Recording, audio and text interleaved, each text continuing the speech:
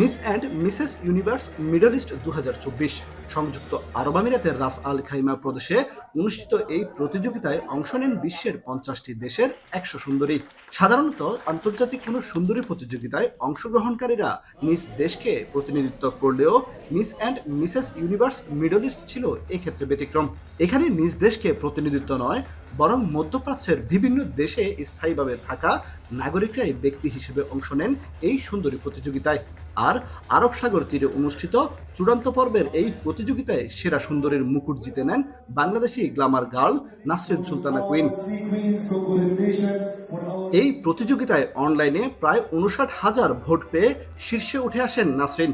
দ্বিতীয় এবং তৃতীয় স্থানে থাকা বিজয়ীদের ভোট ব্যবধান ছিল প্রায় 30,000। এই প্রতিযোগিতার মাধ্যমে সারা বিশ্বের কাছে বাংলাদেশকে তুলে ধরার চেষ্টা করেছেন বলে জানান বরিশালের পিরোজপুরের মেয়ে নাসরিন সুলতানা কুইন।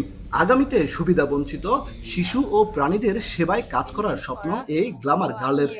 মেয়েদেরকে নিয়ে কাজ করতে চাই, আমার দেশের, বিশেষ করে আমাদের দেশের মেয়েদেরকে নিয়ে যারা পড়াশোনার সুযোগ পাচ্ছে না, যারা এই ধরনের প্রোগ্রামে পার্টিসিপেট করার সুযোগ পাচ্ছে না। প্রতিযোগিতায় অংশগ্রহণকারী সুন্দরীরা গেল 6 মাস ধরে গ্রুমিং এ অংশ নেন। এরপর চূড়ান্ত পর্বে নিজেদের সেরাটা তুলে ধরার চেষ্টা করেন তারা। প্রতিযোগিতায় ভোটিং ও সার্বিক মেধা বিবেচনা করে সেরাদের বেছে আনেন নির্বাচকরা। I'm very proud to participate from this competition. Amazing competition. I'm so glad I was. প্রথমবারের মতো অনুষ্ঠিত এই প্রতিযোগিতার আয়োজন করে রাশিয়া ভিত্তিক কোম্পানি ডিএলকে।